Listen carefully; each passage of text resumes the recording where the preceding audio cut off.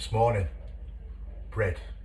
Now you may notice something slightly unusual today is I've got a bowl and I've got flour, but there's no mixer. So observant, honestly, you lot, top of the class straight away. Right, what I've said for a while now is, yes, I use a mixer, which, you know, it's there, why wouldn't I use it? But I'm also aware that people say, can you do it without a machine? And the answer is always, and I say the answer is always, yes, you can do it without a machine. However, it's a little bit more work involved, obviously, because the machine does all the work for you. So, you know, stating the obvious, of course, this is as far as my IQ goes, I'm afraid. So what I'm going to do is I'm going to do some fadgies today. Now, you might say, well, I don't really want to make fadgies. I want to make just bread buns. Doesn't matter. Whatever it is, the kneading is the same. I'm just going to do this recipe because I'm making this recipe today, but it could just be my bread roll recipe, whatever. I would say if you're doing something like the baguettes, it'll be harder because it's a wetter dough. However, not impossible. But let's crack on with something that should be, it will be a bit more involved, but I'll show you a couple of tips, a couple of little things that we'll get on with. But without further ado, 500 grams of strong white flour. I'm using the, as I keep on saying, Matthew Cotswold. People ask me, I just show you, not because I'm advertising, just to show you what am I using. This is a 12.5% protein, which is good for, it says bread and rolls. The one with the less protein is good for things like rolls and stuff, and not like loaves that you need more structure. A higher protein is best for that. But this works quite well for this. So I'm going to put 500 grams in. I've got two lots of flour because I just thought, you know what'll happen? I'll go and there'll be like 480 grams or something like that. But, oh, do you know what? There must be more in because I've made 3 lots of bread and I've still got, I might use half of one last time. So that's 500 grams in there. So as always, I tend, normally, you see me adding ingredients like one by one, etc., which I normally do, which I am going to do, but this time I'm going to put my yeast in. I'm using fresh because it's free from Tesco's. However, if you're using dry, just use a sachet of dry yeast. I'm going to put 10 grams in, which will be equivalent to one of your little sachets of 7 grams. So, or somewhere like that. So let's get that in. I've got 5. And if I go a little bit over, it doesn't really matter. I mean, what the yeast does is it just gives it a bit more lift, a bit more rise. Actually, I might as well just put that in. Yeah, I've got 12 grams in there. I'm not really bothered. Not really bothered. Now you see a lot of people with fresh yeast, what they'll do is they'll mix it first and start fermenting it in jugs and jars and what have you. You can do that.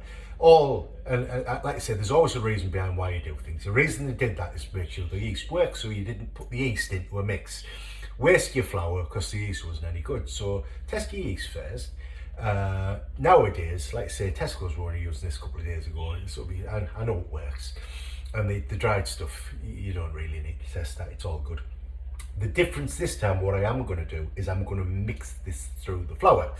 And it'll become apparent why soon, because I'm not using a machine, and I'm going to use a little trick, a little tip, which I'm going to show you. But so I'm going to actually mix this through the flour.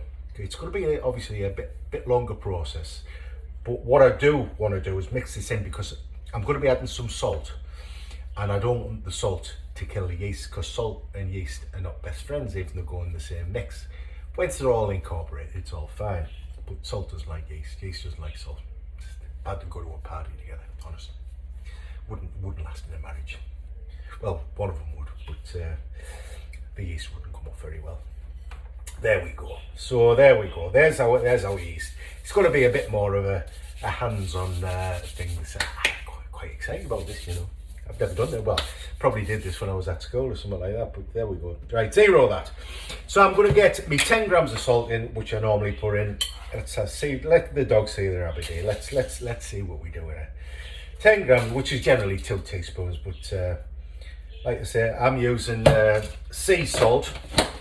And same thing, I'm just going to go through with the salt, just to mix that through. It's all getting coated with the flour. Now you might think, you might never try this, but I'm going to zero the scale again. Like I say, this is quite an easy recipe. I'm putting dough improver in. Now you don't have to put this in. It just helps with the rise, it helps with the longevity of the shelf life of your bread. Gives it just a better texture all around. A lot of bakers use it. They often use a thing called ascorbic acid, which basically is vitamin C. You can actually use vitamin C powder, do the same job. I think this has got one or two more things in it. But Beyond Beauty, Bacon Beyond Beauty, Beyond Beauty and Beyond. I'm sure I'm dyslexic, you know. Why is dyslexic such a hard word to read as well? I mean, it doesn't. That's not good, is it? Anyway, yeah, it's like, why is abbreviation such a long word? I think these things, you know, I spend too much time on myself. So Bacon, Beauty and Beyond, bread improver. So I'm going to put 10 grams of this in. Between 5 and 10. I'm going to put 10 in, which will help me out a bit because I'm doing it by hand. So I'm not going to get the benefit of what you 9 grams. 9 grams is fine. And the last thing, I only mixed the salt and the yeast. I haven't mixed anything else. It's all going to get mixed in there, but I just wanted to separate the salt and the yeast before kind of, so it's incorporated and it'll become apparent why. So I've got, and this was what makes a fadgie. If you're doing my bread bun recipe, you'd be putting olive oil in now. A fadgie, they put lard in it. So I'm putting 50 grams of lard, which they should be 50 grams because I weighed 50. And you know what? He's saying you weigh 50 and there's some left in the bowl. There we go. It's nigh on there. 48, 49. There we go. Get it all out. Get it in the bowl. Just give that a little squeeze around with my finger. It's not a problem. There we go. That's all right. That'll do me. Right, that's good. And the last thing I'm going to put in is my water. Now I'm going to put in. Let's get rid of my flour. Let's make a bit of space for myself. Even though I've got more space because I haven't got my machine. 350 grams of water. This time I also use cold water.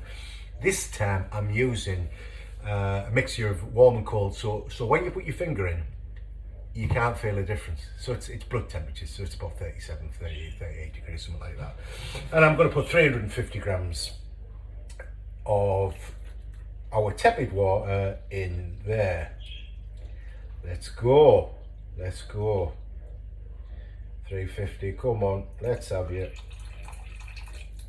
347, 349, 352. That last gram. Actually, I'm not too bothered about that. That's all good. Get rid of me scales, get rid of me bowl, and I'll show you what we're going to do.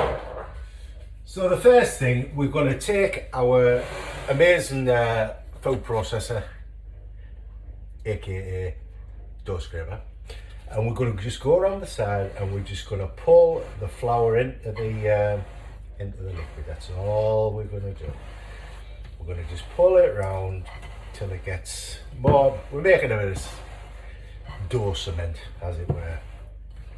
Let's get it in there, and we just want to make it so all of the flour's taken up by the liquid. If we need to like turn it over, like I say, if I scrape in the bowl there, it's all doing its thing.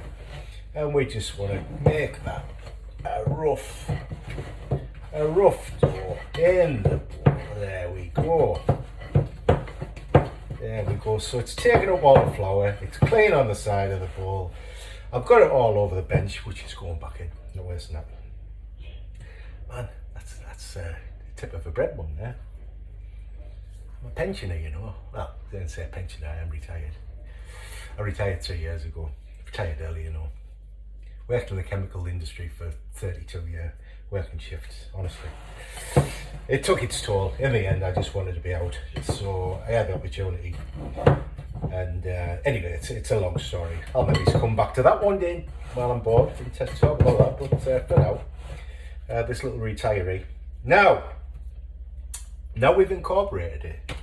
Tip number one tip number one is scrape your scraper. Let's just try to keep things a bit clean. There we go, that's fine. Actually, I'm going to leave it in the bowl and I'll show you why. Because I'm just going to kind of rub my hands a bit, get them a little bit clean. I'll have to wash them, it'll be fine. Because what we're going to do now is quite important. So we're kneading all this by hand. So why not let that do some of the work for us? What do I mean? Why don't we just leave it alone? Why don't we just give it like 15 minutes for the flour to start doing its thing with the water and it start absorbing some of that moisture and start developing some of its own gluten, which is good, isn't it? Because it's easy. So what I'm going to do is I'm going to stick this on the top, my little shower cap. Trusty little shower cap. I'm going to go wash my hands. I'm going to go and have a cup of tea. Might even have my breakfast, which is late now, so I might not bother. And then I'm going to come back and then we're going to start kneading by hand. Wish us luck. So that's it. First stage, mixed. And it's going through a process called auto lathe. You don't even have to know that. In fact, forget about it. I'm not even going to explain it here. And basically all it's doing is the flour's absorbing the water. That's all that's happening. We don't really care, do we, what it's called? Just broke my machine. Oh, yeah, it's just a little thing. So we don't really care what it's called, do we? But we're going to come back 15 minutes, have a little look. If you leave it half an hour, no problem. Leave it 3/4 of an hour, no problem. Probably a bit better. I'm going to come back in 15 minutes because I want to get on with it. I've got things to do. But yeah, that's good. It's doing some work for us. So tip number one, leave it do its thing. Just mix it, nothing hard so far. Nothing, no breaking sweat. Next stage we might break a little bit of sweat, but we'll come back and have a go. See what you think. I haven't done it for that long. I've probably forgot how we do it. Anyway, come back. I'm sure it's like riding a bike in it. Yeah, always fell off that as well. I don't know. This is probably a bad idea, this. I have some crazy ideas. I've got a machine here and I'm doing it by hand. I don't know. Must be the northerner in me. Anyway, see you soon.